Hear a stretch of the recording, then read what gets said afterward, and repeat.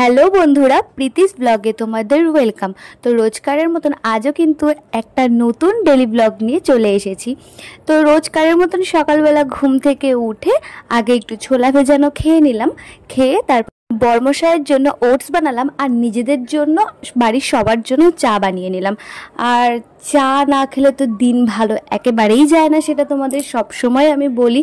সকালবেলা কিন্তু চায়ে চুমুক দিলে একদম তরতাজা আর চনমনে হয়ে যায় মনটা, এটা কিন্তু সত্যি বলো। তো যাই হোক, চাটা খেয়ে একদম কাজে লেগে পড়লাম, যেটা আমি সবসময় করি। তো আজকে বেশি কিছু রান্না হবে না, আলু পটলের তরকারি। আর আজকে না নিরামিষ, শুক্রবার যেহেতু, তাই যা যা হয় আর কি, নিরামিষে কি আর করা যাবে। তো আলু পটলের তরকারি হবে, ডাল, আলু ভাজা, এগুলোই করতে হবে।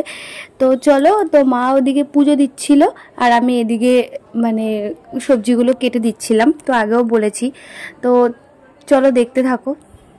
আগে তো কিছুদিন ব্লগ দিতেই পারতাম না, কারণ এত ব্যস্ত ছিলাম। নতুন নতুন বিয়ের পরে সবাই ব্যস্ত থাকে, সেরকম একটা ভাবে দেওয়া হয় না। তো চেষ্টা করছি এখন যাতে রোজ দিন ভিডিও দিতে পারি, সেই চেষ্টাই করছি। আর তোমরা সবাই প্লিজ আমাকে সাপোর্ট করো। যেসব বন্ধুরা ইউটিউব থেকে আমার ভিডিওটা দেখবে তাদের কিন্তু ওয়েলকাম, আর যারা যারা ফেসবুক থেকে আমার ভিডিওটা দেখবে তাদেরকেও ওয়েলকাম। তো ফেসবুক থেকে দেখলে অবশ্যই আমাকে একটা ফলো করে দিও, আর ইউটিউব থেকে দেখলে অবশ্যই আমাকে একটা সাবস্ক্রাইব করে দিও। তো এই যে রান্না করতে করতে একটু মায়ের সাথে গল্প করছিলাম, আমি মাকে বলেছি যে আমি কিন্তু এখানে ভিডিও বানাচ্ছি। যেই শুনেছে অমনি দৌড় মেরেছে এখান থেকে। তো যাই হোক, এই দেখো আমার আলু পটলের তরকারি কষানো হয়ে গেছে। এবার আমি এখানে জল দিয়ে দেব।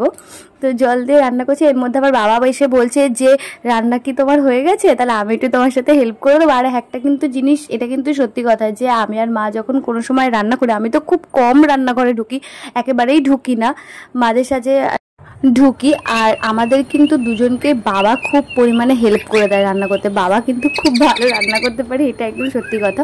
তো যাই হোক, তারপরে একটু রান্নাবান্না কমপ্লিট করে যখন ফাঁকা টাইম ছিল, আমি একটু পাখিগুলোকে না একটু শীষ বাজানো শেখাচ্ছিলাম। তো আমার সাথে সাথে কন্টিনিউ ও শীষ বাজাচ্ছে। তো তোমরা দেখো নিজেদের চোখেই, বেশ ভালো লাগে, বেশ মনটাও ভালো লাগে।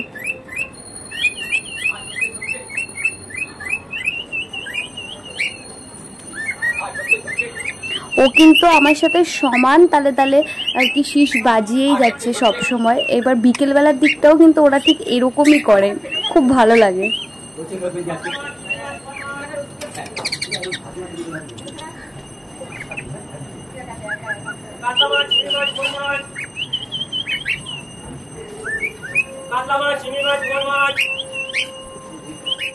তারপর দুপুরবেলার লাঞ্চ কমপ্লিট করে নিলাম মা আর আমি। তো আজকে বেশি কিছু রান্না হয়নি, তোমাদের তো বলেই দিলাম। তো এভাবেই আমার দিনগুলো কেটে যাচ্ছে। তোমাদের কীরকমভাবে দিন কাটছে অবশ্যই কিন্তু আমাকে বলবে। আর খাওয়া দাওয়ার পর তো ঘুমটা তো দিতেই হবে, ঘুম না হলে একদম শরীরটা ভালো লাগে না। তো ঘুম থেকে উঠে মা আবার এক গ্লাস পাকা আমের শরবত বানিয়ে দিয়েছে। তো এটা কিন্তু খেতে জাস্ট অসাম ছিল। এই রেসিপিটা তোমাদের সাথে পরে শেয়ার করব। তো আজকের ভিডিওটা এখানেই থাক, টাটা, গুড বাই।